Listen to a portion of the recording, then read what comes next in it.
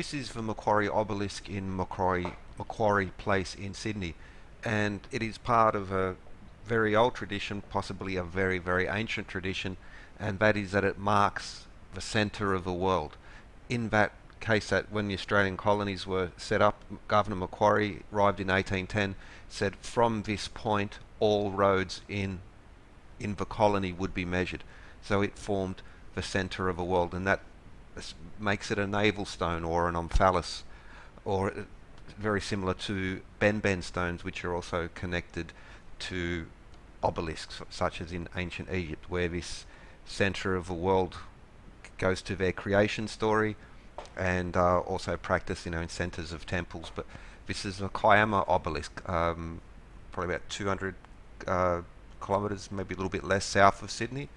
And this obelisk, just like Macquarie Place, was moved a very short distance from its original location. But the point of it is that that sandstone obelisk also is a Benben stone or a navel stone or an Omphalos stone, that it marked the centres of the world. In that district, from this obelisk, all measures were marked.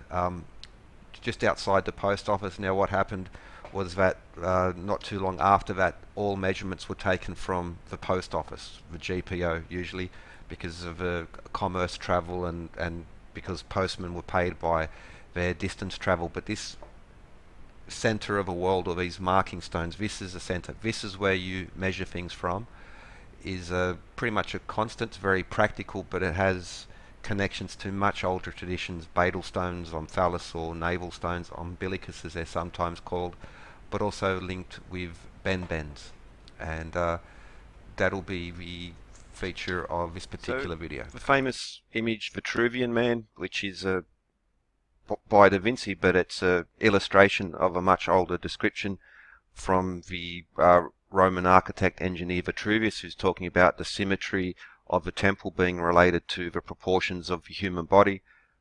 But here underlined in green, for if a man be placed on his back with his hands and feet extended and a pair of compasses centered at his navel, so the compass is at his navel, that creates the circle. The center of the circle is on the navel, the belly button, which is also referred to as the omphalos in the Greek term. That's what this will be about, navel or omphalos or Benben stones. And so the way to think, so the navel is the center of the world, and that's what navel stones and omphalos represented.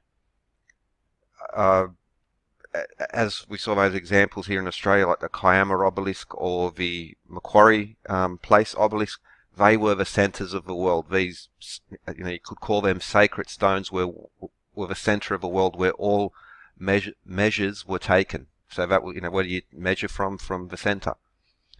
This is just outside Notre Dame Cathedral in Paris, and it's the 0 point. That's where all measures were taken from. That was their center of the world, their omphalos or their navel or their belly button, if you put it that way. The Temple of Apollo in Delphi, this is the omphalos or the navel stone, the belly button, the center of the world, and we'll cover that because that's got a strong connection to double-headed eagles, but also to Zeus. That omphalos was a stone which they used to trick Saturn or Kronos because he had eaten the children. We'll touch on that. But that was the center of their world. Now you could also think of it, so in ancient Greek times, you see these statues. Omphaloskepsis is what it's called, navel gazing. That was a form of meditation, where you would stare at your navel or your belly button at your center in that way, and that was now navel gazing means something a bit different, but the omphalos, omphaloskepsis. Now, okay, just the eye as a belly button, but this would also relate to Benben stones. So the Benben was where the primal creation, the center of the world was on. There was the infinite void or the ocean in that sense. And then we have the Benben stone rising from the primordial waters, forming the center of the world. So Romans, navel stone; Greeks, omphalos; Egyptians, the Benben. centers of a world, centers of creation, and how that would also apply to, as in the Vitruvian Man illustration, the proportions, but also well, man is the measure of all things, the proportions of a man being so integral to the design of a temple, and also, again, the navel being the center. So that will be the focus of this video. It's another, again, where I've just taken episodic videos from a couple years ago and just placing them together. There'll be also at the end, I'll look at a very similar feature, Baetyl stones, or living stones. Bethel is what it's referred to, for instance, in the Bible. Baetyl or Bethel, these sacred stones and sacred places. And so again, it's with this concept of measurement comes in, the architecture, but also looking at the historical, the religious, mythical traditions centered around there. And also at the end, I'll be looking at sort of, for instance, the Vinca and the Varna cultures, and they seem to have their, same sort of thing is going on with these stones at the center of a world. Navel, Omphalos, Benben, or even Baetyl stones, these stones that have a living property. So you've, as we showed with the Macquarie Place obelisk or the Kiama obelisk, which are essentially Benben in that sense, but yeah, they're at the center of a world, and it's tangible, meaning that this is where we measure from. This is where we all agree, a standardized system of measurement, and what you need if you measure is a 0 point.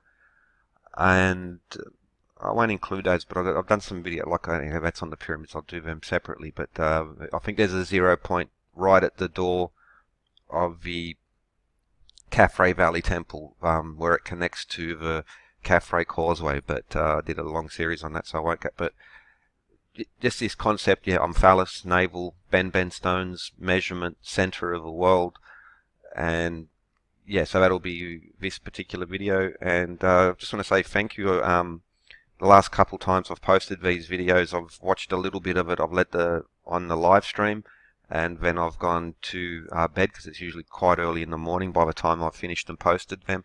And to Nick, Anton, and to 22 as well. I've got some super chats from them as well, so thank you very much, appreciated. I would have said thank you at the time, but I was in bed, and only when I reviewed that stuff later. I'll leave the super chats open so people can talk and discuss as well. I'll try and be on top of them a bit more and participate, but just because I finish quite late in the morning usually when I've been putting these together. Very much appreciated. Even just people just viewing who like them. Again, very much appreciated. It's obvious I don't do this for the amount of time that it goes in. This is a money losing exercise for me. I do this because it's I feel I'm doing something, and yeah. So thank you to all those people who have participated in there, liked and shared. And double, special, triple thanks to those who threw me some super chats. So thanks a lot. Hope you enjoyed, and have a good one. Hello, SGD, Sacred Geometry Decoded, and I want to look further into some very peculiar connections and alignments between the ancient and the modern world connected to ancient mystery cults. So, across the world. Now, in the previous episodes, we looked at, for instance, the connections between, for instance, Heliopolis in Egypt, the ancient where the Atun cult was, and the a center of astronomy. Even, for instance, Strabo said that was a center of astronomy. The chief of the chief priest there was called the chief of the observers in Heliopolis in. Now, what's also interesting is if you track, it's also been, now I forget the name, but the video documentary was called Time Scanners, where he travelled around the world using the best recent equipment to do some excellent survey work. Now, the Great Pyramid, referred to sometimes as the navel of the earth, or the Omphalos, or the Umbilicus. Now, if let's just do an alignment to Heliopolis, this center of astronomy and arton. And there's now, for instance, Cleopatra's Needles in London and New York were originally, along with many in Rome and elsewhere in the world, but especially Rome. Now, these obelisks originally were from Heliopolis. And what you have is that from the southwest corner, passing through the northwest corner, we have an alignment to Heliopolis. And also, so the obelisks represent the sun rays, but we also have, so we have that alignment. Now, Heliopolis was also originally, they had Benben stone. And the idea was that was like a primordial mound where the sun would first touch the emergence. Now, where are we? Now, the Voortrekker monument in South Africa. That's an interesting one as well. Now, where are we? Let's see. Okay, the Voortrekker monument by a very interesting architect. So that's the Voortrekker monument itself. Now, there's a few interesting things. Now, the original Voortrekker monument included sphinxes and obelisks. It was so controversial that they had to change the plan because people were saying, well, what's Egypt? Ancient Egypt has to do with this memorial. Well, by the artist's own description, this is full of sacred geometry and other very interesting connections. But what you have here in the center, so there we see the roof, the ceiling, and there's a small aperture there, and that allows a sun ray to come through. Now, that symbol itself is connection to arton, and even the sun symbol of a hydrogen symbol even. Now, what happens is on December 16th, a beam of light shines through here, shines down through the well, and touches the cenotaph, this sacred stone, the Benben stone. Now, around that, there are 32 rays. So, 33rd sun ray will shine through, hit this Benben stone, a symbolic rebirth. And also around the outside, we have a double chevron, the water sign, the hieroglyph for water. Now, this is it's an Egyptian temple. It's there in South America. I'll do South Africa now. I'll come back to this because Jeff Lewis, a good friend here in Australia, pointed out the alignments between other similar memorials. But the architect Gerard Mutke, I forget the exact pronunciation, but by his own description, the cenotaph, the stone, is a Benben stone, is creation myth, where the sun shines through and the stone rises above the waters, this concept of this primordial mound, from the watery abyss. The double chevron, the water hieroglyph, connecting the 32nd, 32 around the outside, and the 33rd. Now, he based this on some other, now in, what's the name of the temple? The Wat Benben mansions, Wat Benben, the mansions of the Benben built by Akhenaten and Nefertiti, and temples of Karnak as well. But what's also interesting about this particular temple is that there are 377 steps. I'll put the links, recent episodes, London, New York, Great Pyramid Connections, Heliopolis, because the Statue of Liberty, which is very, very Mithraic, where's the picture? I thought I had opened it. Well, there are 377 steps. I can find the picture. Now, this number 377 is of huge, huge importance across the ancient world, but there are 377 steps from the lobby to the crown, and also this Bartholdi being a Mason, we have 377 steps to the Voortrekker monument. Now, that brings us to another very important sculptor, artist, who has he works in the esoteric and these ancient traditions. He gets prime commissions in prime locations, and that's Anish Kapoor. And speaking of 377, Anish Kapoor is the designer of the ArcelorMittal sculpture, this helix, which is 377 feet. Now, across the ancient world, we find the use of 377 being connected to Fibonacci numbers, but of really important, and you'll find it everywhere in cathedrals, in Stonehenge, and there's other stone circle and other ancient sites where this number 377, and it's still being used today. Now, for instance, 377 feet long, 33 feet, but 34 diameter, including so 34 over 377 Fibonacci numbers. Now, what else has Anish Kapoor done, apart from in London, is the Cloud Gate in Chicago. Now, the Cloud Gate has an Omphalos underneath, and this is an important feature. Remember this, the Omphalos, or the navel. Now, it's just full of all the numbers, sacred number, and ancient systems of measure, but it's also a direct connection to the Great Pyramid, because it's at 14 to 11, which is this triangle, whether it's the green or the white triangle. That is what Anish Kapoor and many other hidden in plain sight architecture of the modern world. But the important part here is especially the use of the Omphalos, or the navel of the world, which will carry on. So Great Pyramid. Now, that Great Pyramid plan was the same which links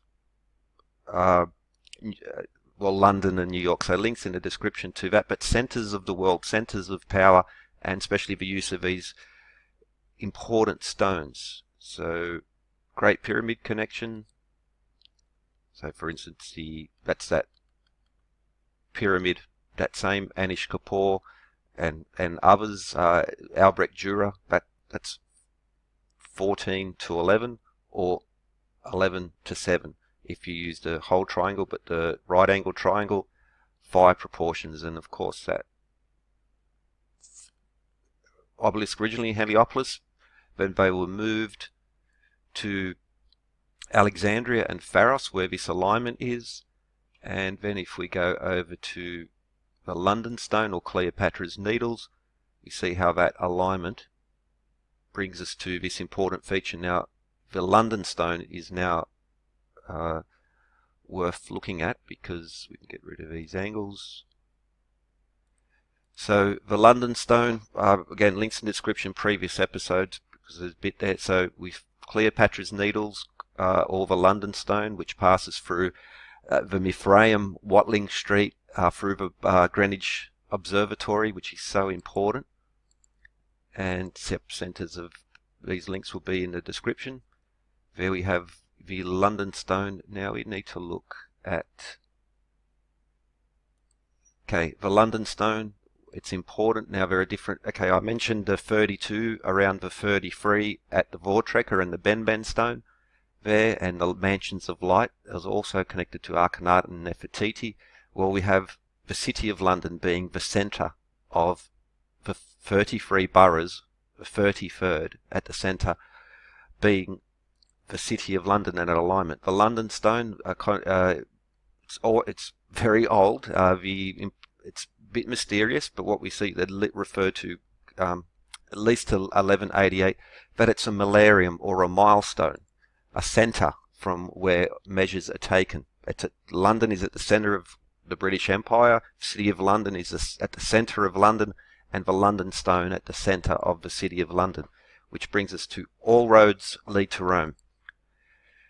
So similar to that London stone in Rome itself, we have the Umbilicus urbis, or the navel of the city, the Omphalos of the city, and not too far away we have the golden milestone. So both these are the symbolic centres of Rome. This was first, and Augustus, I think, moved it, but very short distance.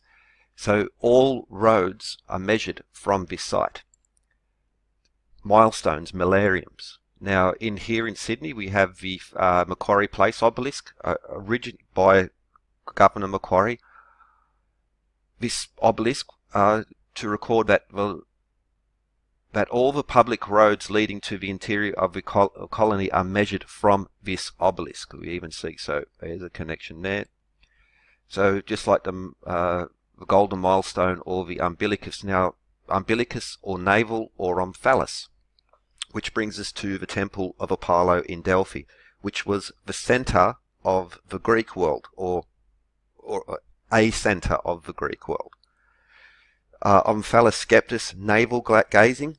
Now that's an ancient form of meditation. Well, this will connect now.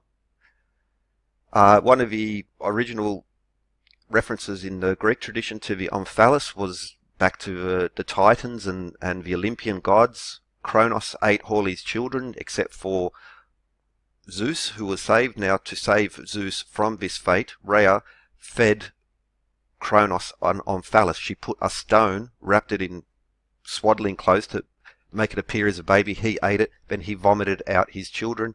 This led to the Olympians overthrowing the Titans. Which brings us back to the Temple of Apollo at Delphi. Now, to find the center of the world, Zeus sent out 2 eagles in opposite directions. They met above Delphi. He threw down a stone to mark that as the center of the earth, the center of the cosmos. Here is one of the Omphalos at Delphi, the navel, the center of the world, and also of a center of creation, just like the primordial mounds. This is from where the world began. Also at the Temple of Apollo in Delphi was the famous oracle.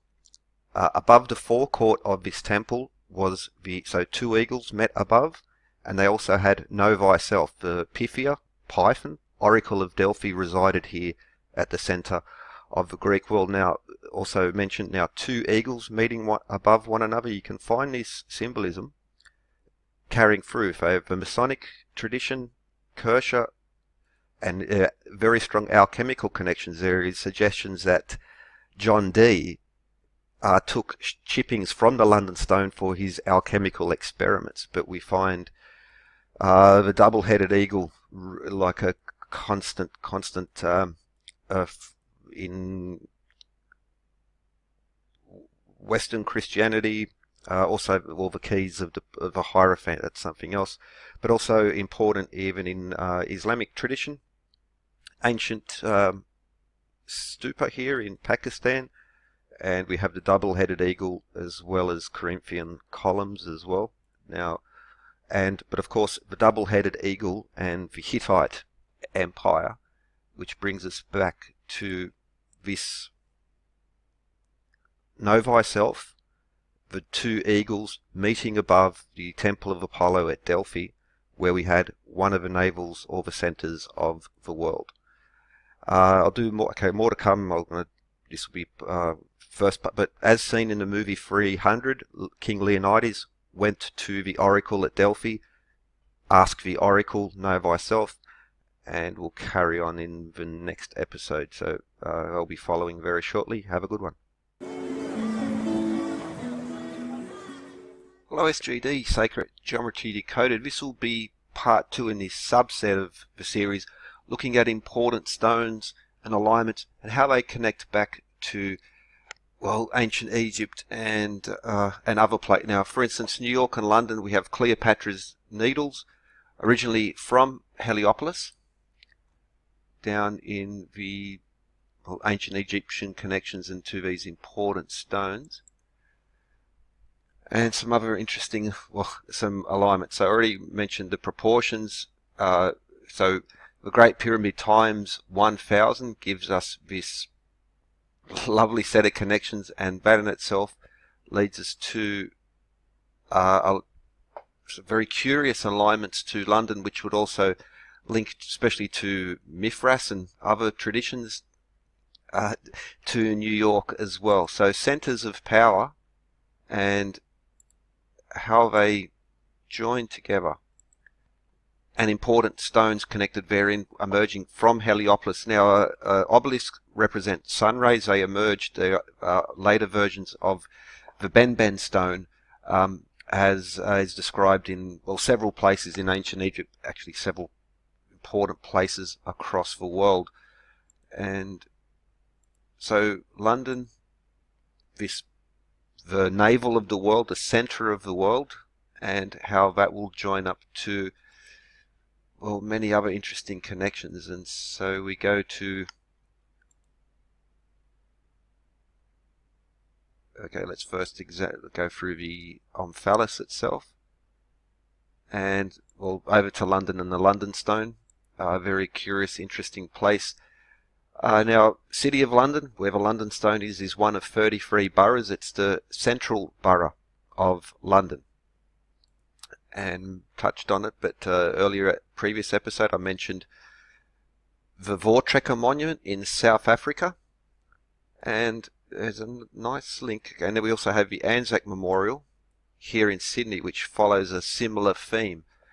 Now I'm going to put a link in the description to a video by Jeff Lewis here from Sydney as well, where he shows some very amazing alignments and connections, including to Marulan, and South Africa, and the Hyde Park obelisk in, the Hyde Park Memorial, which Anzac Memorial in Hyde Park here in Sydney, which has, well, really a lot of, now it also links to Marulan, where is it's a Eastern Australian Standard Time. This is exactly 150 degrees from the Greenwich Meridian. This exactly is where Australian Eastern Standard Time is measured. So it's a very important monument, which is full of interesting maths, fire relationships, which all links to the Great Pyramid. And that link will be in the description, because that links the Hyde Park Memorial here in Sydney, which it also links to the Manitoba Legislative Building in Winnipeg in Canada, which is another one of these very important alignment sites. But the Voortrekker Monument, as we see here in South Africa, has a connection to the Benben stone and the primordial mound. And so, for instance, there's a well here, and that's the cenotaph at the bottom. Now, on December 16th, a ray of light will shine through and illuminate the cenotaph, that being the 33rd ray, because surrounding that there are 32 points, 32 sun ray, and the double chevron is a symbol, Egyptian symbol of water. Now, this architect is one of these architects who was into his stuff, who knew his stuff, and he travelled to Egypt and other places and based his design, such as on the mansions of Benben, or Hut Benben, built by Akhenaten, where the god Aten, and the symbol, the sun ray, connected there, which this all links to the Benben stone, Heliopolis, other primordial mound myths actually across the world, across time. So we have a beam of light, 32 rays normally, but on that special day the beam of light shines through. This building, as with others, is all full of the numbers based on ancient systems of measure to bring us all these lovely harmonic numbers. Now, the double chevron water sign, 32/33, a symbolic rebirth. The sun ray will shine through the waters onto the stone, and a symbolic rebirth as the Benben stone emerged from the primordial waters. And the original Voortrekker was so Egyptian that they actually had to scale it back. There were sphinxes, obelisks, other things, but that had to be scaled back because of a controversy. Now that, of course, links to the London Stone and the 33rd borough being the City of London, with the London Stone surrounded by the 32. The London Stone, Millennium, there's different versions. It's a very mysterious place, connected to John Dee and others. There's certain legends and prophecies connected to it, alchemical connections as well through John Dee. But that brings us to this concept. This is at the centre. As London was at the centre of the British Empire, the City of London was at the centre of London, and the London Stone being at the centre of London. That brings us to this concept of the central stone, the primordial mound, the navel stone, the Omphalos. All roads lead to Rome. So the Umbilicus, as in umbilical cord, from your navel, Omphalos, it was the original centre of the Roman city. All roads were measured from this point. Then we have the Golden Milestone, very short distance away. This Augustus, I believe, was the one who shifted the location ever so slightly. But if we go to Rome itself, just to give an idea, so there in the forum, both the Umbilicus and the Golden Milestone are very, very close to one another. There we see them there.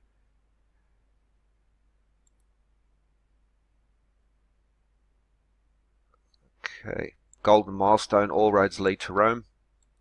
Centre of measure, now the Millennium, a milestone where things are measured. This is in Marulan as well, now because of the rising sun, but we'll get to that.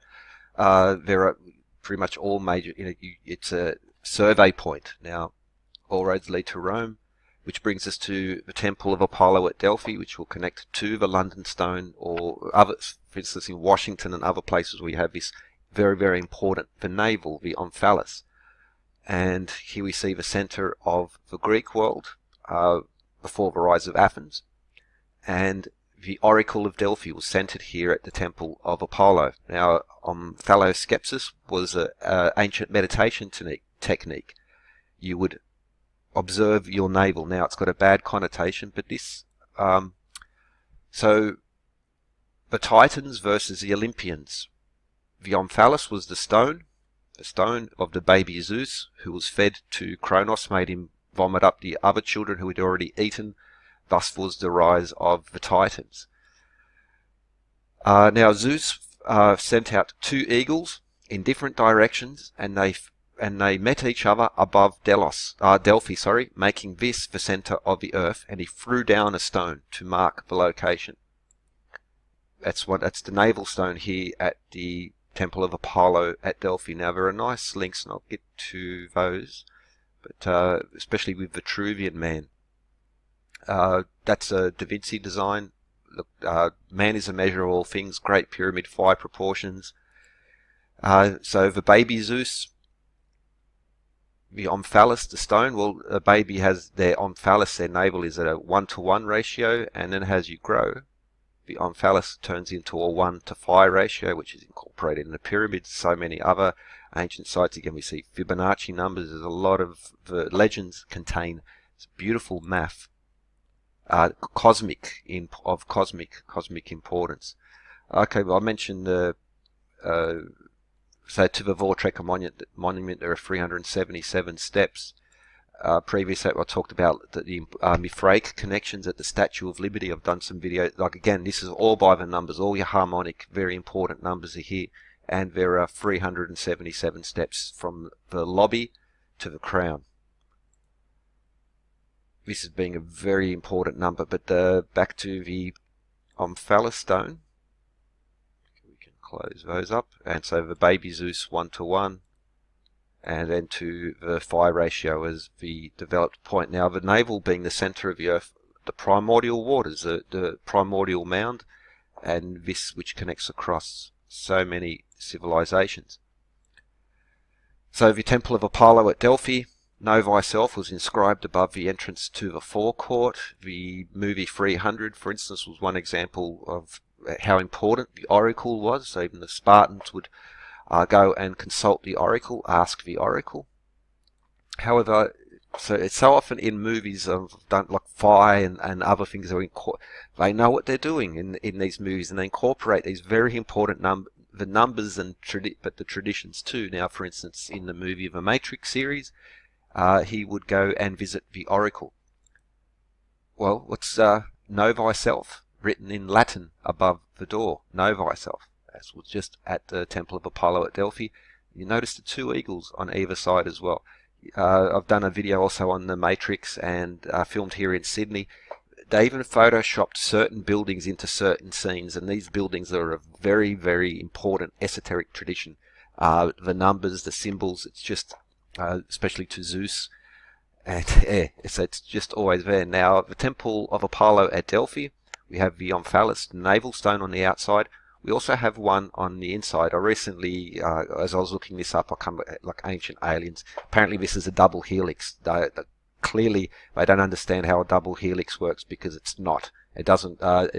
Double helix is at a phi ratio. This is a crosshatch nothing even close. So it's Temple of Apollo at Delphi, the Acanthus column, or the Dancers of Delphi as they're called now, the milestone at Rome. What do we have? The same thing. This is a very important theme which joins so many other things. Now also, originally this is the Naxian Sphinx, which was at Delphi, originally on a column. Here we see Proto-Ionic, and with Egyptian lotus theme on there rather than the later development of the Ionic.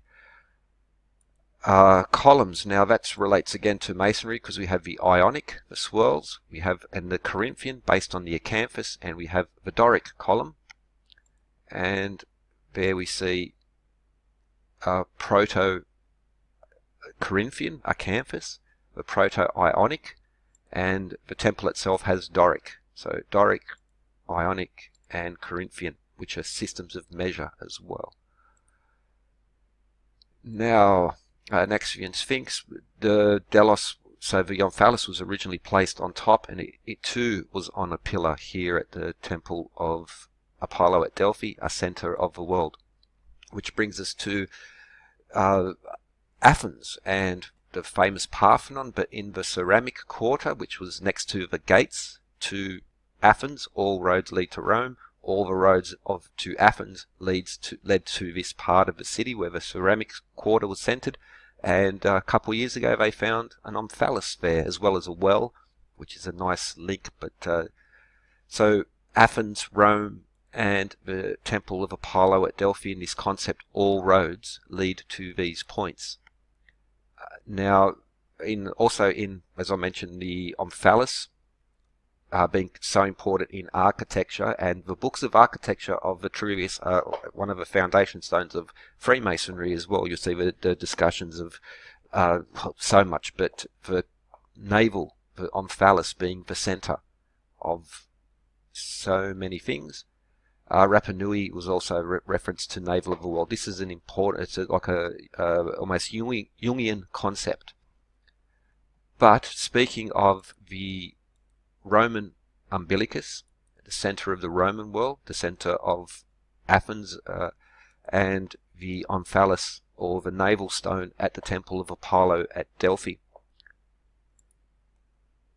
There's the Umbilicus navel stone of Rome, the Malarium, and we go over to Athens.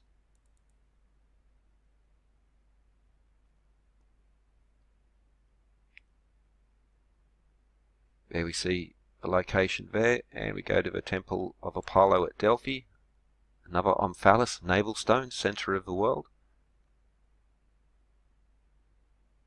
And what if I was to draw a line between Athens and the Malarium at Rome? It is within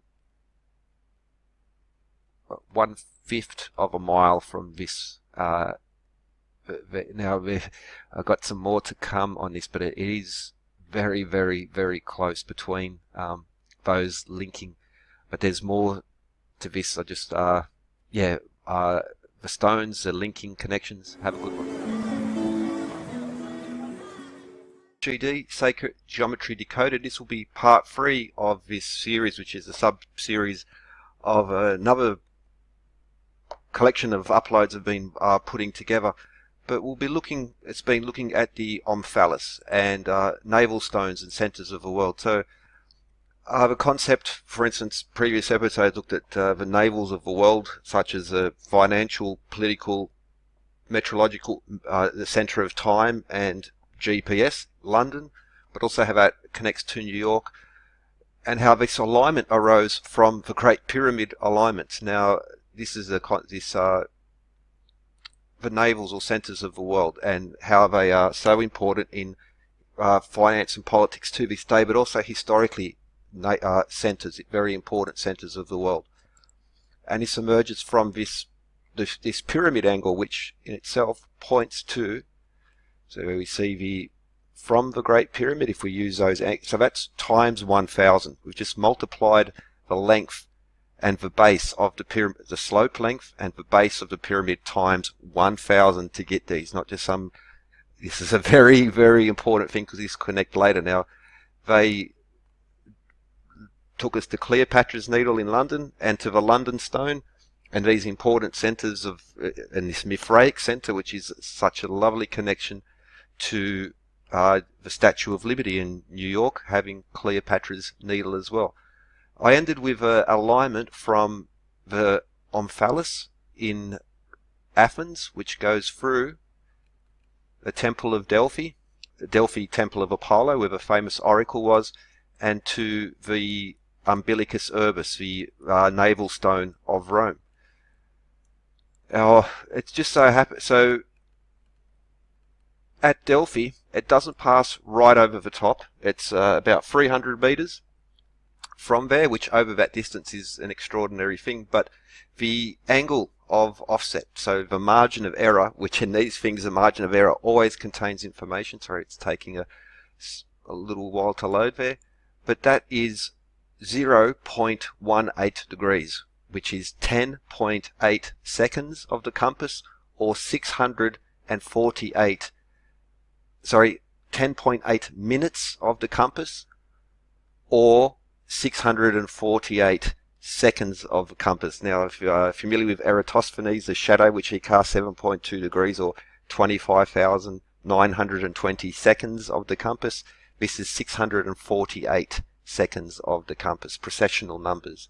And these margins, so in the construction of the Great Pyramid, there are these small margins of error, in air quotes, which actually lead to some extraordinary levels of perfection. If it was one or two, maybe, but what we have is this series of things that always the devil's in the detail, as they say, or God's in the detail, depending on what expression you choose to use. Now we have these alignments which connect to the concept of centres of power, the navel of the world. And, well, we've seen London. Now if you go to Rapa Nui, another concept, this navel of the world. Now wherever you are is the centre of the globe.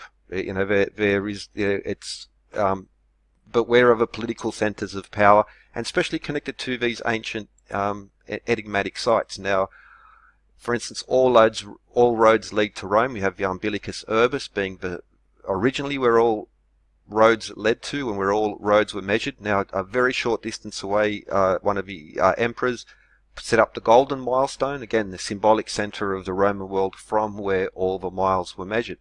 And this is a theme, so for instance here in Sydney, Governor Lachlan Macquarie, even as a biography say, a conscientious Freemason, someone who's very, very interested in the craft, the measures he introduced, the alignments, the offset of angles, extraordinary level of information contained therein. But that goes to, so back to the Temple of Apollo at Delphi, the centre of the world, the double-headed eagles mentioned earlier episodes, and then the Omphalos stone being where the cosmic creation point. Now this would also refer to a recent series I did on Borobudur and other temples, where again the lingam as well, or the centre, being so important, including water rituals, because there'll almost always be a well associated with these. Temple of Apollo, Delphi, know thyself, the two eagles, know thyself in the matrix, and the Omphalos, the navel stone. So we have the one on the outside. We also have this ceremonial one on the inside, which has a crosshatch, or the lozenge, as it's also to be found in places in Ireland. It's that famous Newgrange, for instance, well, and many, many other sites as well. What we find is this crosshatch pattern. It is the double helix is a phi-based ratio. This is not a phi-based ratio. Yeah, okay, Golden Milestone. Of course, the Acanthus connections. This is a very important. This links so much else. This is the elephant in the room. The Naxian Sphinx and the Lotus. So you have this Greek column, this proto Ionic, but still with a very strong Egyptian connection also with the Sphinx, which is almost more of a Griffonic in a way, but not quite, because of the wings. But that leads us to, well, again, the Omphalos. Now we had the Temple of Apollo itself, Doric columns, the Naxian Sphinx, which has this Proto-Ionic column, and this the Dancers of Delphi, or the Acanthus column, which has this Proto-Corinthian column. Typical Mason's board, very important feature. So it could be going for a while. Systems of measurement as well, but we have the Doric, the Ionic, and the Corinthian column. Now this particular diagram, well, that's Acanthus-based columns. If you look up Corinthian, these very Greco-Roman. So connections there.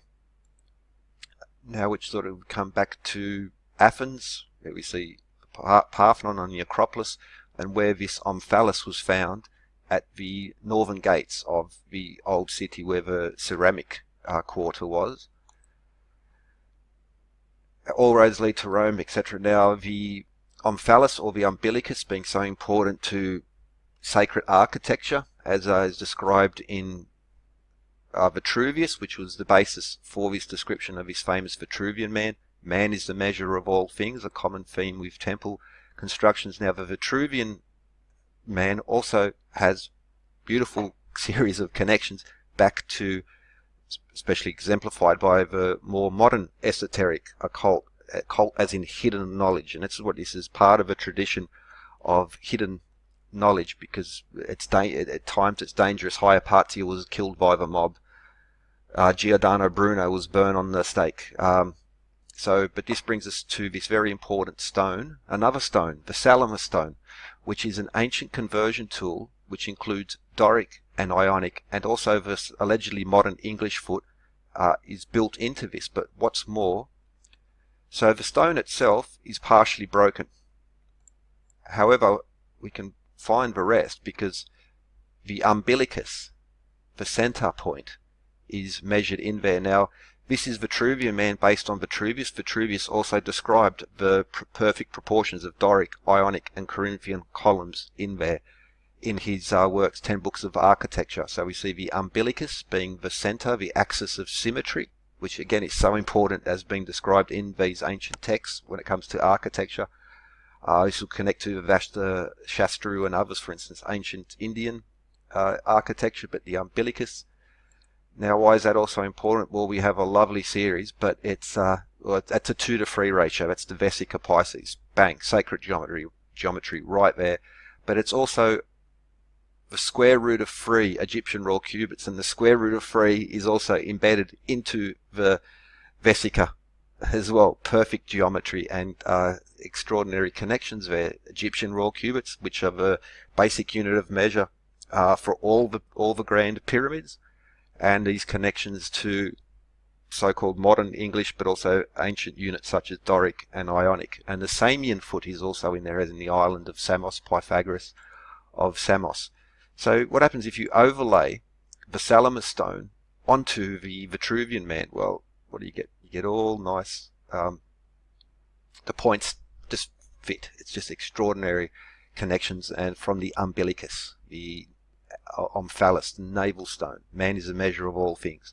So back to the Temple of Apollo at Delphi, where we have this most famous, most well-known Omphalos there. And what else do we get? Well, the Egyptian raw cubits. So now we go to the Vinca and Varna cultures, which were in Bulgaria and Serbia, as is now.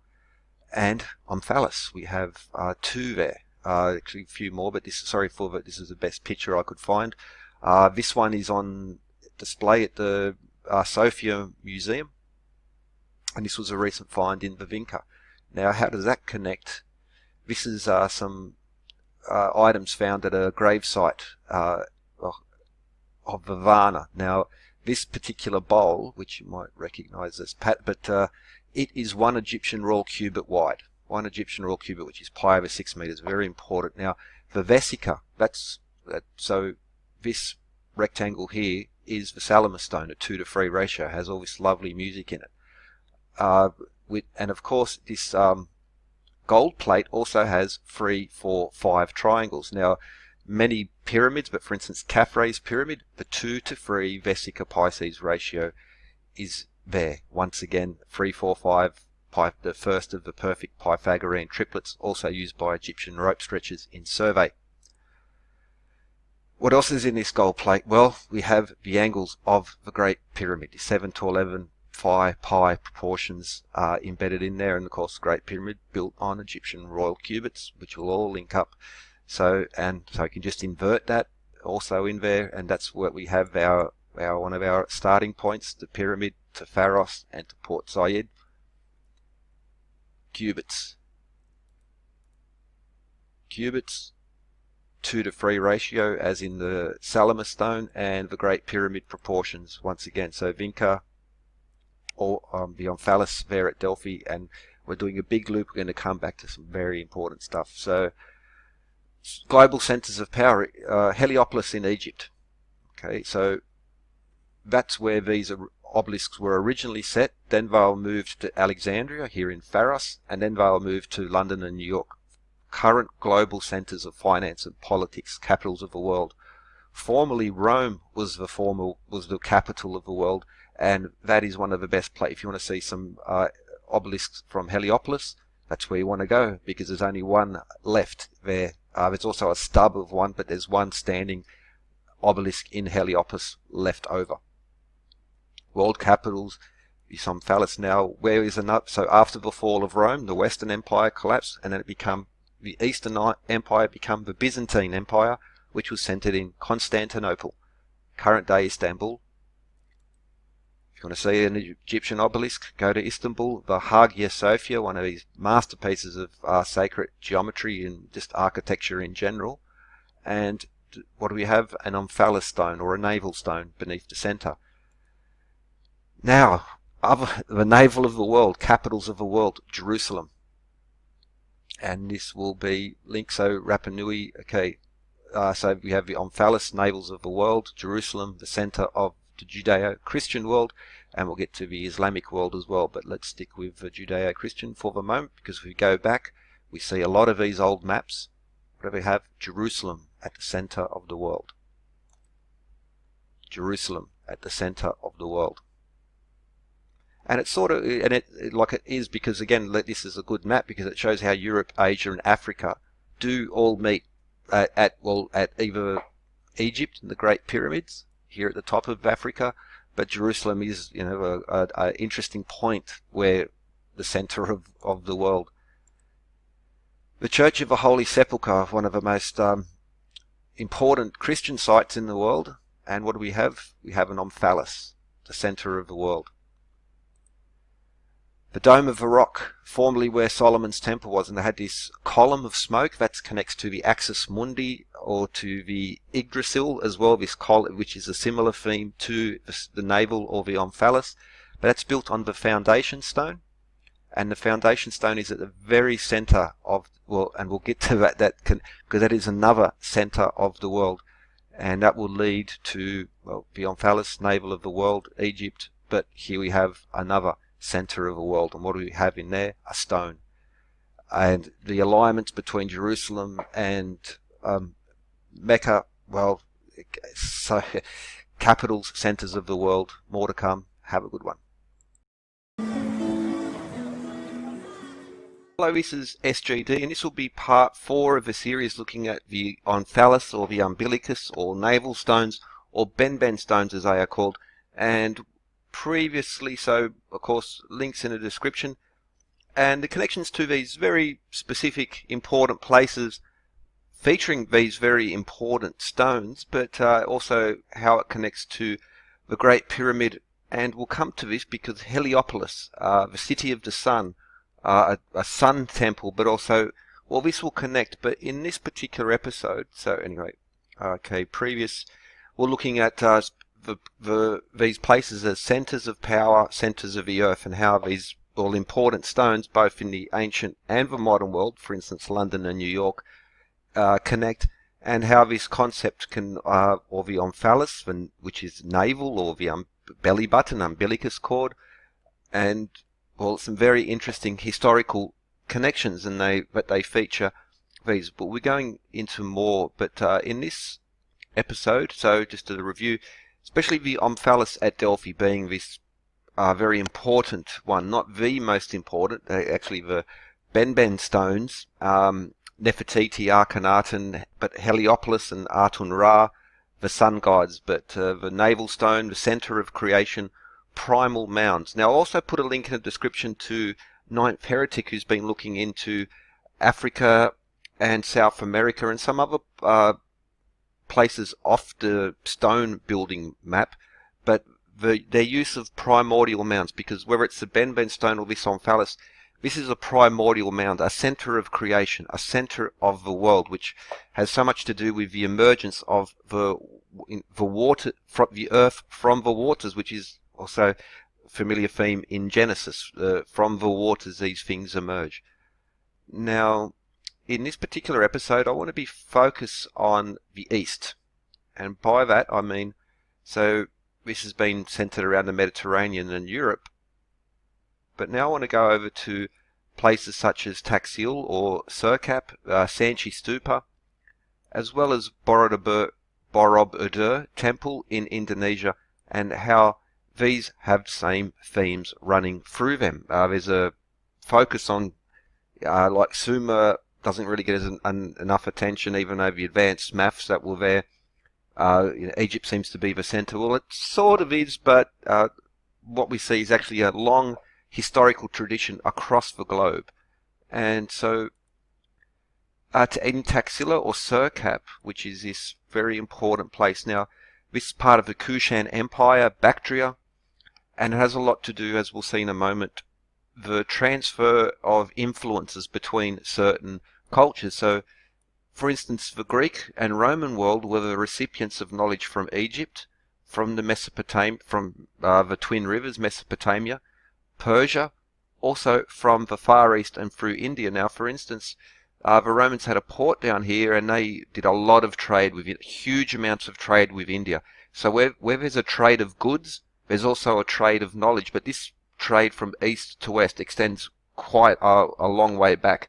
Well recorded, spoken about, for instance, in the Greco-Roman era, but there's a lot of weights and measures evidence to show that especially Mohenjo-Daro, which would be not too far south of Sirk, so along the Indus River, and, well, weights and measures, ancient trade, when you trade goods, you trade knowledge, and this has been a thing. But Sirkap, Stupa, Taxila, we also have this regular theme. So here we have a stupa, but that's the term most applied, but the connections to especially Greco-Buddhist architecture. So, for instance, when Alexander moved through there, he introduced a lot of Greco will become Roman, but Greek architectural themes. So though it's mostly destroyed, we still have bits and pieces and descriptions of these, and this is an important theme. Now, what do you see? What have we got here? Temple of Apollo at Delphi, the Omphalos. Now, the legend of the Omphalos at the Temple of Delphi in Apollo was that Zeus sent out two birds opposite directions of the world to find the center or the navel of the world, the belly button of the world. The eagles met over the Temple of Apollo at Delphi, and so he cast down this stone from like a world creation stone, just similar as in Benben and others, where the primordial mound emerges, where the first earth emerges. So, for instance, in Genesis, the earth arose from the waters. But in Sirkap, what we also, well, we have many themes, but we have the double-headed eagle, which is, again, it's an important alchemical theme, and others. But this is part of something called Greco-Buddhist architecture. So also at the Temple of Apollo at Delphi, we have the Dancers of Delphi, this column, or it's also known as the Acanthus column. Here we have a Corinthian column, which was a final form emerged, but it's based on the acanthus leaf. We also have Corinthian columns in Sirkap. Now, it's part of Greco-Buddhist architecture. Now, the same theme of this Omphalos, especially on the acanthus column or the Corinthian column, because the Omphalos there were two, there was one on the outside, which is this simpler form at the Temple of Apollo at Delphi, but we also have this form, which was on top of the Dancers of Delphi column, which is, or the Acanthus column, and we see the same themes here in the east. Now, you can contact the Hysteria channel, but like I'm not making this up. This guy and his shameless buddies like say that this is an ancient alien device of encoding the double helix. That's an actual double helix. Here's another Omphalos from the Vinca culture in Bulgaria, Serbia, going back quite some time. And we see the crosshatch element. Now that's an important one because the geometry of this absolutely rules out this guy, is a fraud and a shameless, and History Channel who promotes this, should hang their heads in shame and jump off a bridge, frankly. But the Kushan Empire, so we had the Roman Empire, Parthia, like also Persia, and it's not well known, but we had this, which emerged and was around for quite a long time, the Kushan Empire. There we see a map. So this was Afghanistan, current day Pakistan, and this very important empire, which was a meeting place between the East and the West. Here we see one of their coins, Bactria, is also referred to now Afghanistan, where we have Heracles and the cornucopia. Cornucopia, very important. I'll put the link in the description. I did a series on the cornucopia. Now, Temple of Olympian Zeus in Athens. What we have is this is the first true Corinthian column, not the first Corinthians columns, but the first true Corinthian column. And we can see the influence of this. So in Bactria, Gandhara, what we have is Buddhist sculptures based on this Corinthian column design. There we get another example. This is what's called Greco-Buddhist architecture. And there is yet another example, again with Acanthus Circap temple. Also we have Atlas holding up the world, this transfer. There you see, that's that famous image of Atlas. Now also the cornucopia, here we see clearly Eastern, and again holding the cornucopia, which is this important theme. I'll put the link in the description, but it's let's just say Masons, for instance, now especially continue this tradition onwards. Cornucopia, there we see again. So Gandhara, Bactria, this Kushan, very little spoken of empire, but let's look at how it's connected to Sanchi Stupa in what's this?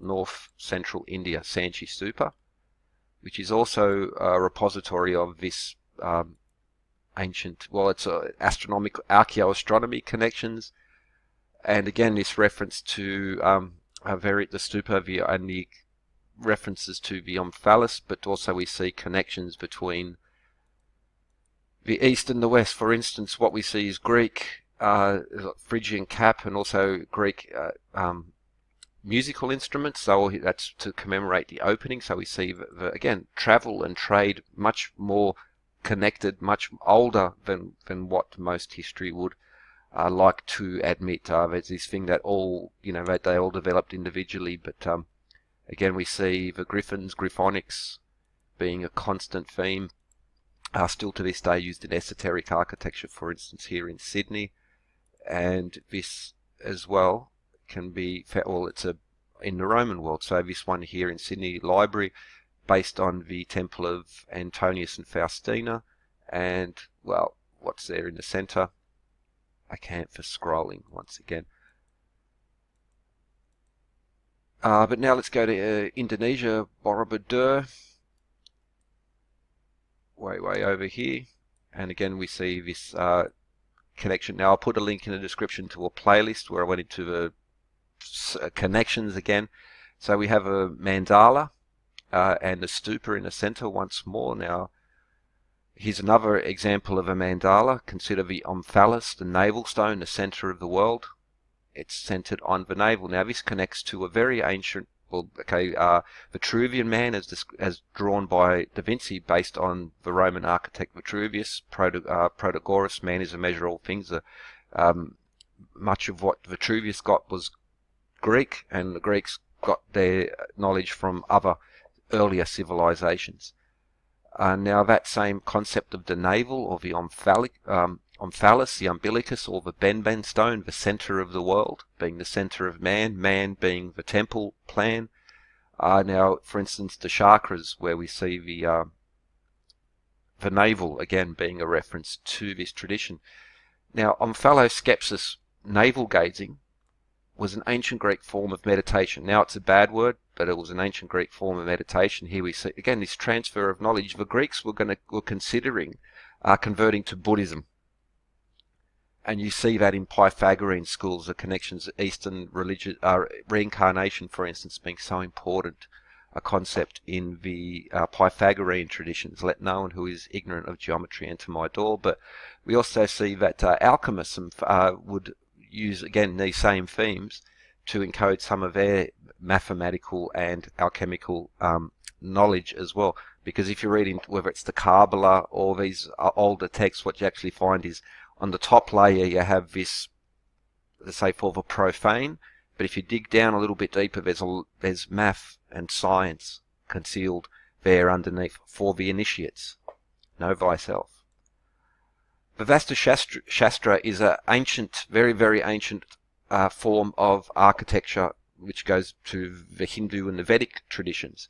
And this is one example of it, and the 9 square plan. I'll try to remember to put that link in that description as well, because it's still being used in the West today by these very important architects, town planners. But we have the 9 square plan with the sun at the center. So these are the 7 planets, which are also converting to the 7 heavenly bodies, the 7 elements, plus 2 extra moons, the waxing and waning moon. But we have, again, the 7 elements connected to, well, alchemy, hidden in plain sight. But this connects to the mandala, because again we have the 9 square plan, and with the sun at the center, and of course the navel at the center. Man is the measure of all things in this temple architecture, temple plans, which has been transferred into a more Western way, but again it's very ancient, very Eastern. But the math and the architecture can't be lost in translation. The spiritual, symbolic things can get lost. Language change in one generation, the meaning of words and the way we phrase things can change very quickly, but certain things remain true, and that especially being geometry and math. Now the lingam, important thing in Hindu temples, lingams are at the center. Now they'll pour milk, but there's also an important water ritual, cleansing the lingam, Shiva lingam.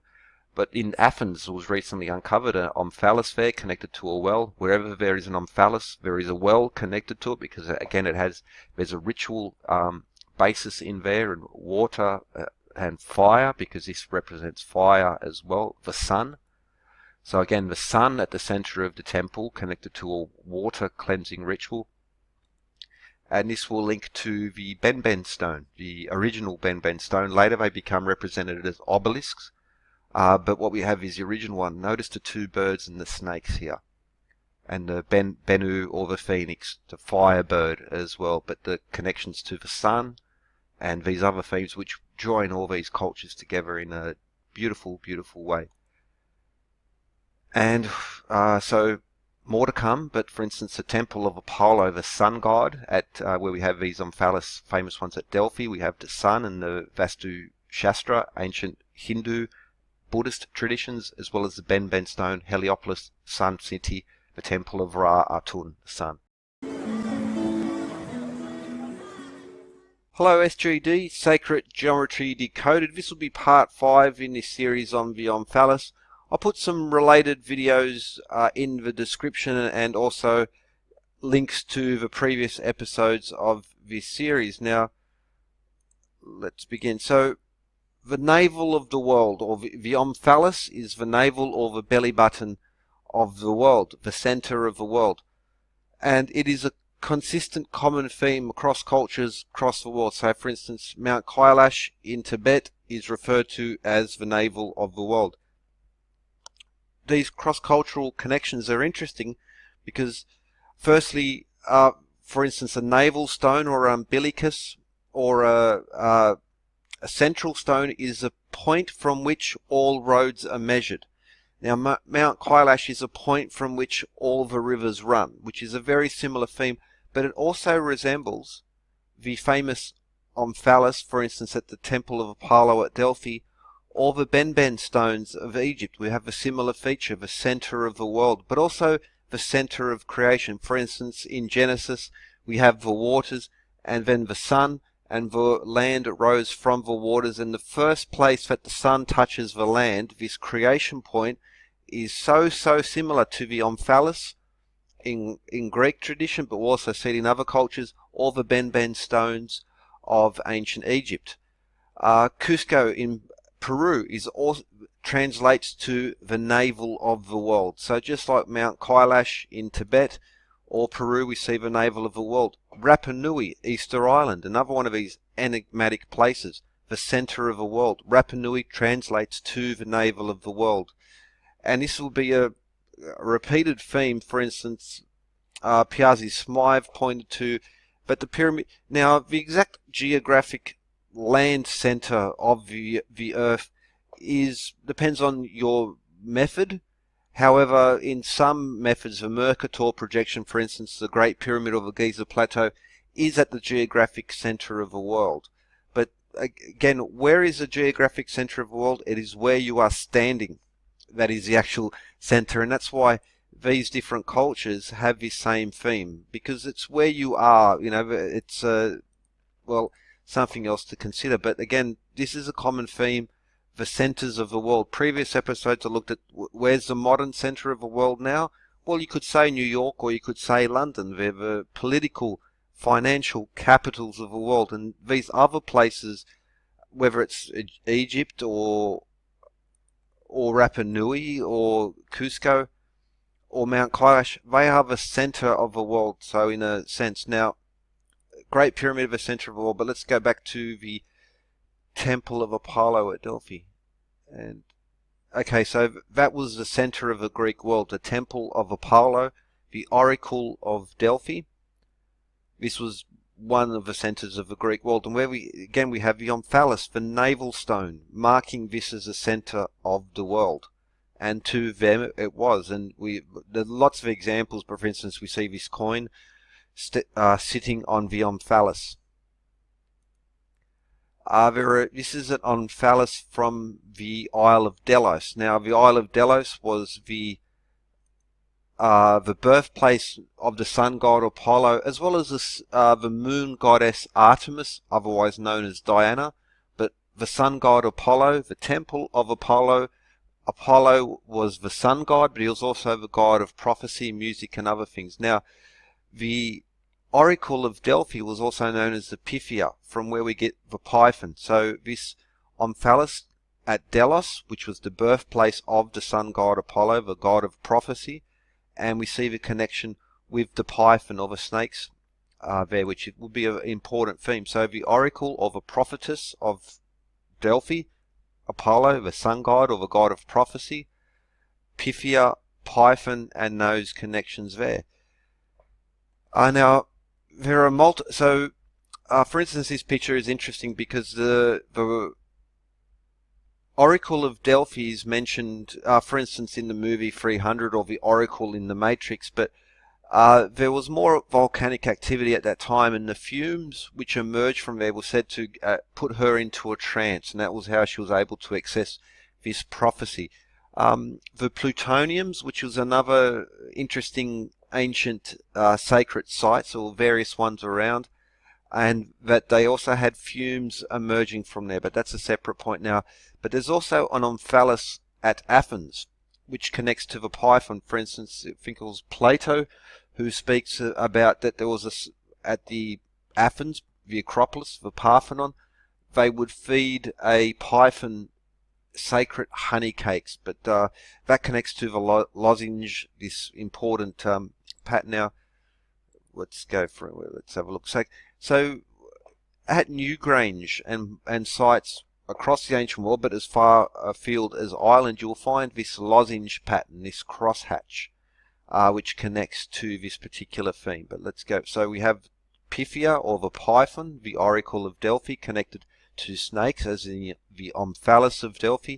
Now Apollo was said to have conquered the snakes, and he would then guard the Omphalos.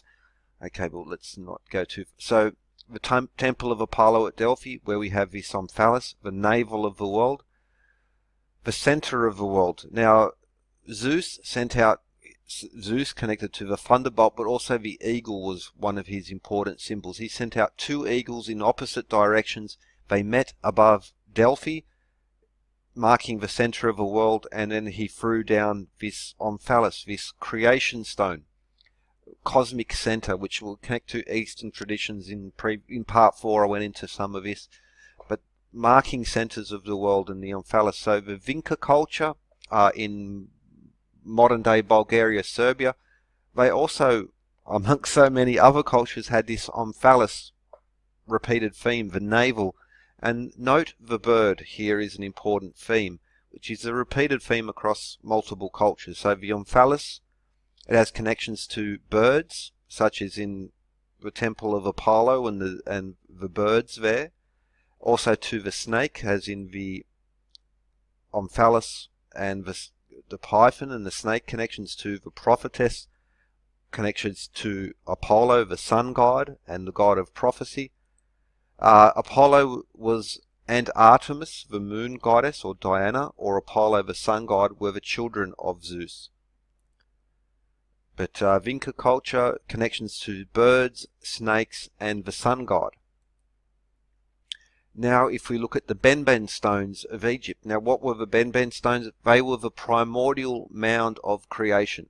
So we have the primordial waters, and then the mound arose from there. And what do we have? We have snakes and birds connected to this mound in various, so from the earliest up until the later period, but for instance Heliopolis through then to Thebes and others. But we have the Benben, like literally the shape of it, but also the connections of snakes and birds, especially the double bird, connected to this particular theme across the history of Egypt. Now, when people think ancient Egypt, there's actually several periods of, so New Kingdom, Old Kingdom, the Sate period, Babylonian period, the Ptolemaic period, and they sort of get bundled together. But we do see the same themes connected throughout the history of ancient Egypt,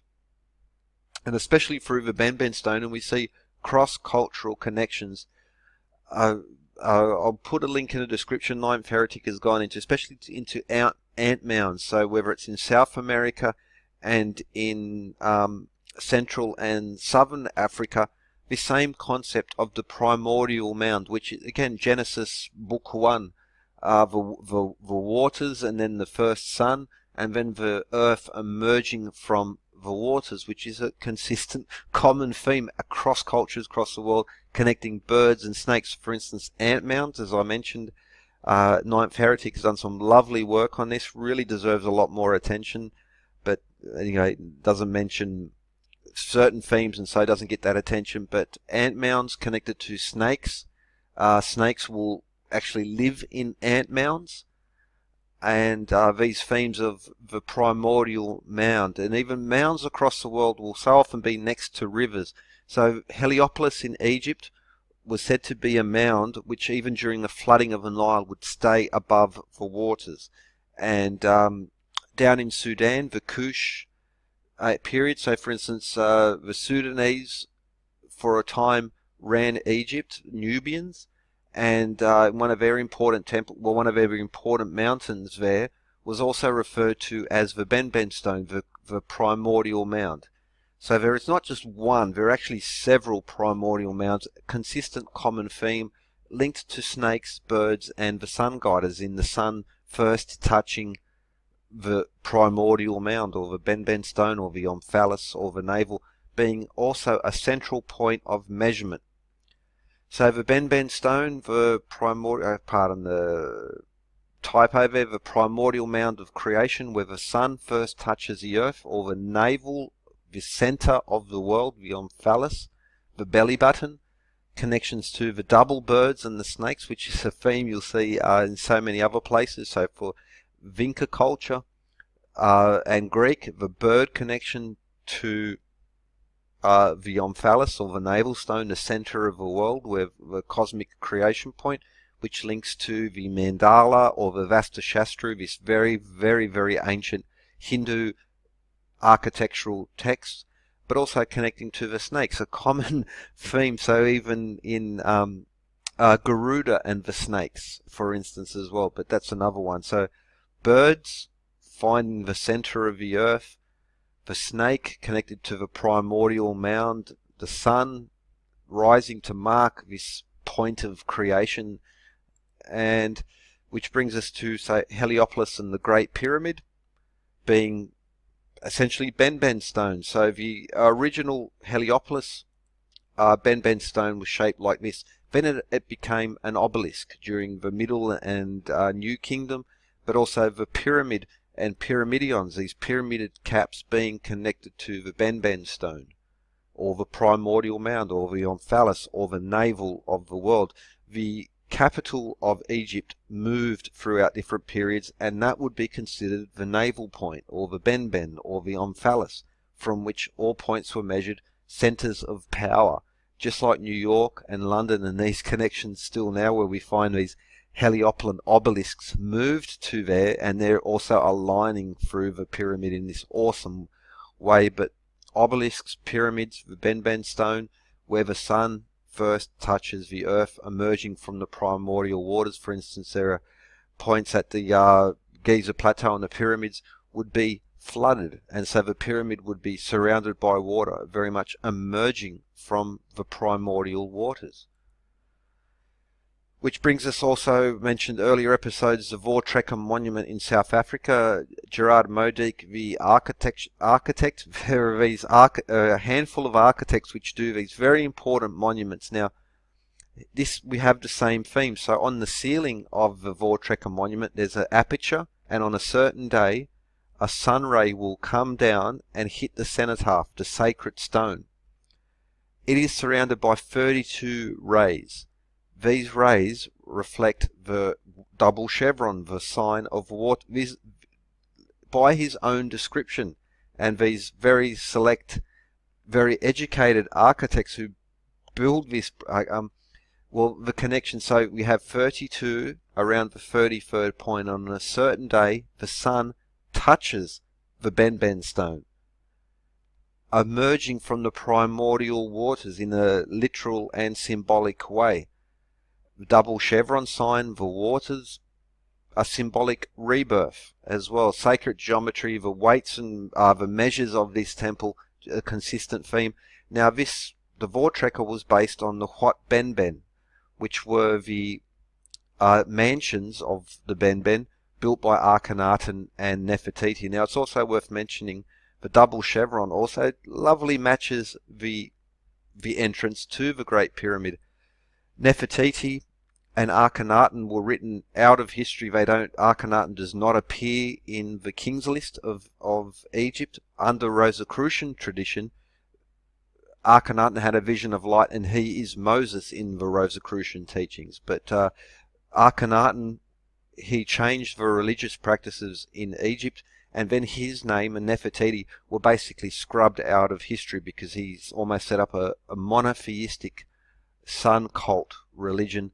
And soon as he died or was murdered, the priests wrote him out of history. Now, Akhenaten and Nefertiti were either the parents or the grandparents of the famous King Tut. Hello, SGD, Sacred Geometry Decoded. This video will be on Baetyl stones, which will relate to a recent series looking at Omphalos or navel stones. And those links will be in the description, as well as some others. Now, so we have our map here. Now, what we have is these referred to as Omphalos stones. They're from the Vinca Varna culture, which is very ancient, 4,500 BC. One burial hoard that was found there, and the connections, similarities to the earliest Benben stones of Egypt. And also Bennu, the phoenix, and we'll notice the bird as well, which is a theme that I went through in the Omphalos series. But what's also interesting, links in the description, is again the Varna necropolis, and that the certain finds, the geometry connects very nicely to Egyptian pyramids, but also to the Egyptian unit of measurement, the Egyptian royal cubit, pi over 6 meters as well. Nice geometry. That link to that video will be in the description. But these Vinca Varna Omphalos are very similar, at least in appearance, because there's so little recorded known about Vinca Varna. We have to rely purely on the artifacts, but the similarities between important, well-known Omphalos stones of the Greek times, so the famous Temple of Apollo at Delphi, in Athens, or in Delos, the island of Delos. Now, the exact dates of Delphi, for instance, not known, but let's just put it in that Hellenistic early portion, of Greek era, so 700 to 400 BC, and very, very close. For instance, the Golden Fleece story and the connection would lead to the Vinca part of the world, but that's something else. So these Greek Omphalos stones, they marked the navel or the center of the world, points of creation, such as the legend of Zeus marking Delphi as the center of the world with the Omphalos stone from the time of the war with the Titans. And Delos is of special interest because it is also an important creation point. Now, Artemis and Apollo were forbidden to be born on the land or the sea, so the floating island of Delos was neither land nor sea, but that's where the moon goddess Artemis or Diana, or Apollo, the sun god, was said to have been born. Very important sites, each one of these in the ancient world. So we have these Omphalos stones.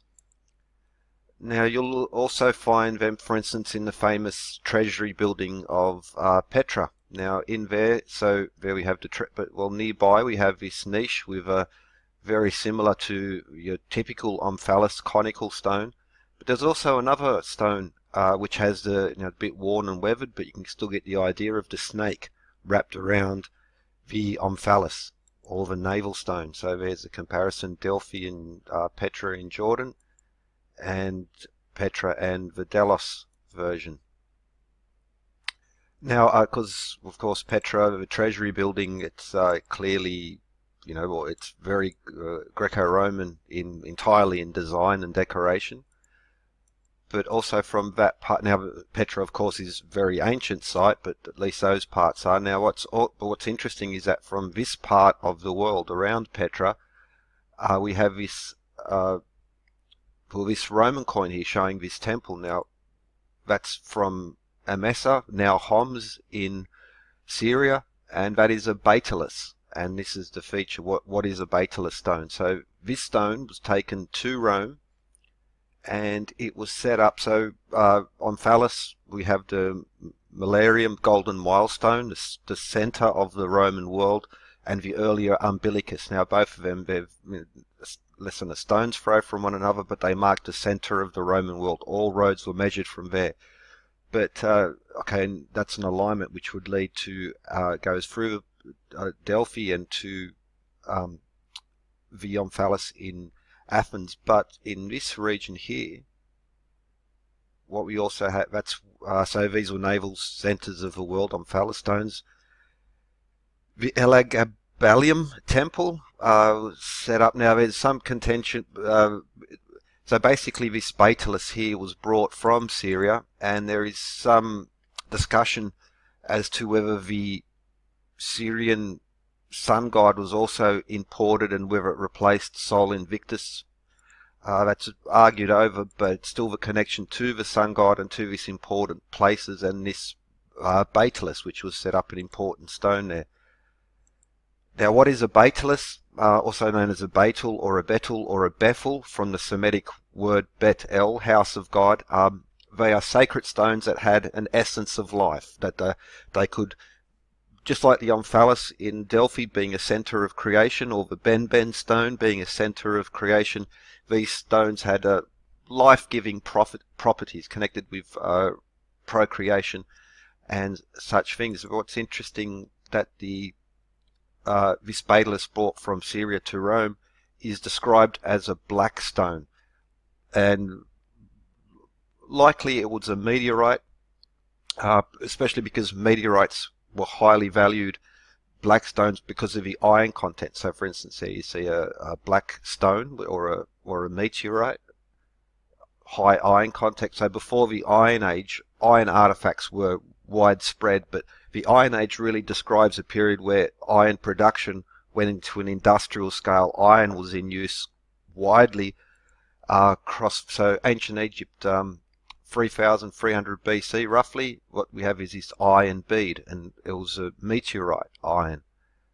And lots of examples of meteorite iron across the world. So this is about 1000 1000 AD, but this is from a much older meteorite found in Tibet, and it's a Buddhist, and it was carved from the eye. So meteorite iron was highly, in some cases valued more. But still is now. But what's also okay? But now the Baetyl stone was imported to Rome, and in Greco-Roman period. But we also have Phanes or Mithras, being these very gods with very Eastern aspects being imported into the Greco-Roman world. Now, so again, was this Baetyl tradition also imported through there, or did it come from the Vinca, Varna, or from Egypt? So what we have, Greco, especially the Romans, were the heirs of several older streams of knowledge. Now the Twin Rivers in Egypt is well known, but the influence of older cultures such as Archaim up in modern Ukraine, or the Celt culture just to the north there, or farther afield, such as let's call it Druids and those stones. That's not so well known because it's not documented. So the amount of influence, it's hard to say, if any at all. But we do see these, for instance, Phanes and Mithras, and what's important about them, how they connect to Baetyl stones, is that, well, first, Mithras was born from a rock, from a stone. It's interesting that, so again, you can see Mithras being born from a stone. Notice the zodiac, another depiction of Mithras born from a stone or an egg with wrapped by the snake. Now, Sun Wukong, Journey to the West, this classic of ancient Chinese literature. Sun Wukong, the Monkey King, was born from an egg, which was born from a fertile stone, which is very similar in theme, at least, to Baetyl stones. Phanes, again, this now this would be a later depiction, but still we see the zodiac around the outside, and the very Mithraic in a form, but again born from a stone or from the cosmic egg, and entwined in a serpent. And so this is a Roman coin, but minted in current day Syria or Lebanon. But again we see this Orphic egg, this cosmic egg, born from a stone. Very Baetylish. Now, Mithras, again, egg and zodiac, and also the egg and the snake, very similar to this older Orphic religion, Phanes. But Baetyl stones, as I mentioned, Bethel is this. Now, for instance, in the Bible, Jacob's pillow stone and the story of Jacob's ladder, that was a Baetyl. Now, after he had the dream, it was anointed with oil. Very similar to the way that the Omphalos at Delphi was anointed with oil and then covered with a woolen cover as well, which is a connection. But the pillow stone of Jacob's ladder, for instance, in Freemasonry and Theosophy. Now, Nicholas Roerich and this peculiar stone that he come into ownership of links to places such as Rosslyn Chapel. But the Roerich Pact, this was an international pact based on Nicholas Roerich, and links in the description to a couple videos where I go into that, because Ghostbusters is actually based on Nicholas Roerich, and the architecture, the buildings connected therein, and also cornerstones, and the cornerstones ceremony, especially at the Roerich building, and who was connected to it. Those links will be in the description. But speaking of Baetyl stones, these sacred stones at the centres of the world, very similar to an Omphalos, we have this black stone, this sacred stone at the Kaaba. Now, some say that was a meteorite. Some descriptions describe it as being able to float in water, so more like pumice stone. Not exactly sure, but certainly it's this black stone, very much in that older traditions. And Muhammad Ali, again, the black stone there is exactly what it's made out of, but what we do have again is from this part of the world that particular reverence of sacred stones connected to God, gifts from God. So just like the meteorite iron was considered a gift from God because it got this precious metal, which was so much better than bronze or copper to make knives and weaponry and tools as well. In Carthage, the part of where Tyre and Baalbek was Phoenician, but also Carthage, for instance, Hannibal, the rivals of early Rome. We see very similar Baetyl stones now, especially if you compare them to. So this is a Roman coin showing the pyramidal Baetyl, but notice also the caduceus there as well. And that's an interesting point because some Baetyls were canonical, but then they're also pyramidal, and what notice the symbols there. But what's interesting particularly about that is that, for instance, the conical Baetyl stones, such as at sun temples, were connected with Apollo, the sun god, as where the Romans separated these triangular pyramidal Baetyl stones and associated more with the sky god Zeus. And you have the earlier depictions of the Benben stones being canonical, and then you have either as an obelisk or as a pyramidion, as a pyramid cap, we have Benben stones being pyramidal, which might be of interest. It's hard to lock that down.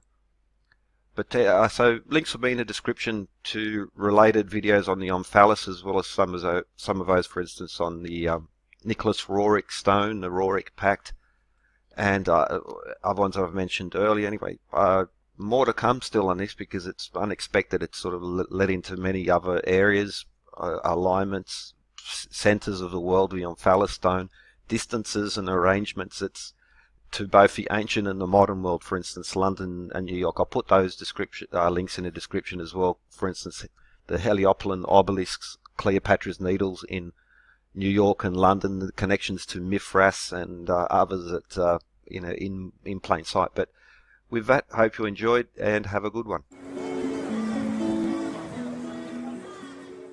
Hello SGD, Sacred Geometry Decoded, and this will be an additional to the most recent upload I did on Baetylus or Baetyl stones, where Bethel, these sacred stones essentially. I'll put the links to the earlier previous episode on the Baetyl stone, but also because it links to the Omphalos stones, Navel stones and Benben stones. They have very strong similarities in design, but also in the concept of them being creation stones, places, well, centers of the world, but also centers of creations. But in this one, now firstly let's begin in Ireland. In the previous one I went through Eastern Mediterranean, where there are quite good records on the origins, dates and meanings, but we'll look at some other places. And so for instance in Ireland we have, this is from the Newgrange site. This is 3200 BC approximately. We also have these important, enigmatic as well, the Churo and the Castle Strange stones. Now they're fairly recent in that between the approximately 200 BC to around 100 AD. But Baetyl stones are living stones. They have a living essence also connected to creation and life, but also these patterns. Now this is this very old culture from Newgrange, 3200 BC, but these are at the period, essentially the Greco-Roman period, and we have the same thing with these designs. They're, in a sense, living stones. There's a life to them, and they were important stones. Now, both of them have been moved from the original location, but they seem to have been like a central stone, like almost as a milestone, the point from which all things are measured, the point where everyone gathers around. And that's one of the themes with Baetyl or Omphalos or Benben stones, centers of creation, but also centers of power as well. Usually like where the capital city was in Egypt, for instance, they would move around, but there was always a connection to a Benben. So they're just a bit closer views where you see these similarities in design, even though they're separated by 3,000 years, these stones in Ireland. And I'm going off the official dating. And also interesting, so also at Newgrange where you have these similar designs, we also have what's called the lozenge or this crosshatch pattern, which again matches other Omphalos stones now in the later Greek period, but this very, very ancient Varna Omphalos stone has this same design. But so Newgrange, this is the site now, just sometimes referred to as a tomb or a tumulus variant, but just let's call it Newgrange and Gavrinus. Of dating puts them around about the same time, 3,500 BC. Gavrinus, which is right next to the Karnak complex, we have a lot of megalithic sites, and Newgrange is also part of a larger complex. It doesn't stand on its own. But both of these are aligned to the winter solstice, which is another theme, but also the designs in there are worth considering. So the passage midwinter, winter solstice, the sun shines right through. But also notice the similarities in the designs here, and it's so Newgrange as well. Now also this serpentine serpent pattern we see here and here in Gavrinus and in Newgrange. There's a comparison again with the serpents, which is, well, again, the double serpent, the caduceus might be a link because this double serpent is a cross-culture, a really, really ancient, you even find it in Sumer. But there, now I'm frozen. Okay, so also, again, the crosshatch and the Varna compared to New. Now, this lozenge design is also very widespread and very ancient. It could be just waved away as purely symbolic, decorative, but I don't. I think more. Well, we're lost without records, but the comparisons of other features and that these places such as Gavrinus and Newgrange are essentially said to be unconnected is also well, a thing to consider. So, but also not far from Newgrange, where we have the Churo and Castle Strange stones. Around about 100 BC, 100 AD is the dating given. But also at Karnak, at Comario, we have these, and these date from around about 400 BC to a little bit later. But again, we have essentially very Omphalos, very Benben, very Baetyl looking stones as well. And they're from this very, for instance, let's just call it the Greco-Roman period, where records are quite good. And if the dating is correct, well, these sites were, trade was happening with these sites, so that might be an explanation and more of a verification that they are in fact Omphalos or Baetyl or Benben stones. And again, this very ancient practice, and again you can see some, at least in shaping, the similarities, these being important central stones. So we have the Varna, and now the Benben, I'm just going to say 2700 BC because that's the generally used dating. Don't have a fit if you don't think so, because I'm just sticking with the official dating. I personally believe it's much older too, but let's without anyway. Also in Sardinia, you have what's called the Nuragic culture, and there are some many interesting enigmatic stones in Sardinia as well. And again, because it's so hard now, for instance, these are also from Sardinia, and in a sense, they're living stones. Now, the meaning, they're said to represent the ancestors. Well, again, without records, it's a messy business. But again, they're stones with this life-like property. But strictly speaking, they're neither they're not. They don't follow the pattern of Omphalos or Benben, or just for illustration purposes. But this culture, and again, these very similar symbols, you'll find them in Almendris and many other sites. This is actually just a short list, but just to give you an idea of a widespread. Now, it's also the dating puts them somewhere around 1200 to 700 BC, which is about the time of the earliest reference to the Delphi, the Oracle of Delphi, the temple there. The current ruins of the Temple of Apollo is around about 4th century, but that was built on an older temple of Apollo. And so just to move these around. So, but also have the Amessa stone, this Baetyl stone, a black stone. Some think it was a meteorite which was moved to Rome. This is a picture from a Roman coin showing how this Amessa, the emperor was, but they moved it to Rome, and it was an important center. Again, also connected to sun gods. And also, so the Karnak, these Baetyl-like, Benben-like, Omphalos-like stones, and same as at Truro in Ireland. Now, again, just to give you, so they're sort of spread across, but similar themes spread across time now. For instance, Truro and Karnak stone are basically around the same time of the Amessa stone being moved and the importance there, and not too far distant from the Greek Omphalos stones, that just being one example.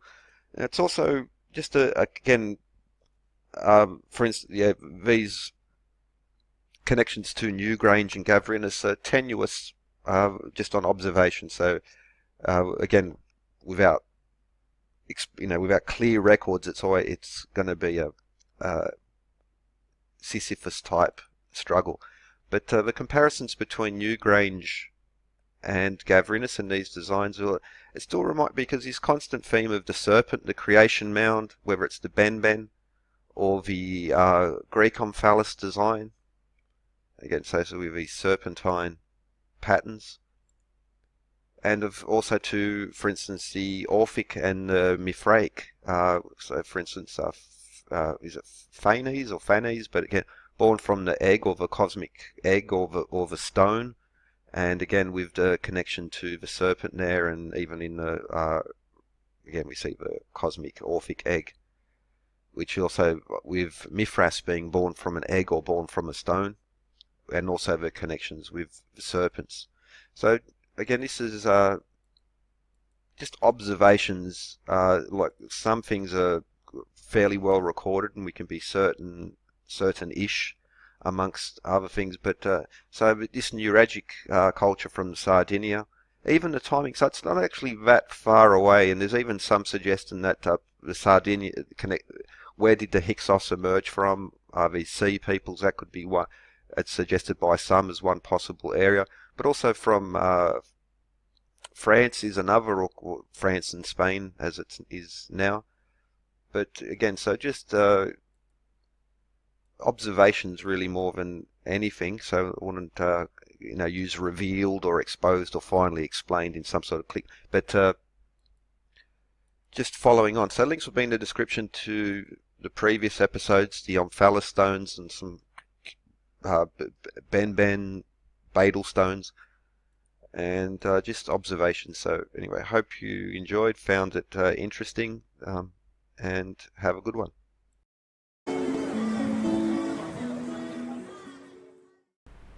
Okay, so that's it for this compilation. I think it goes back to about mid 2018 that I originally posted these.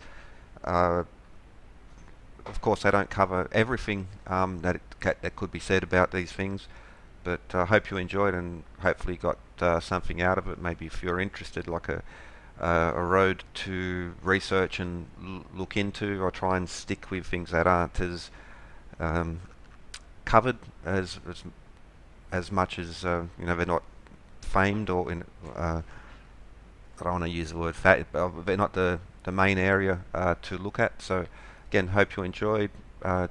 Cheers and have a good one.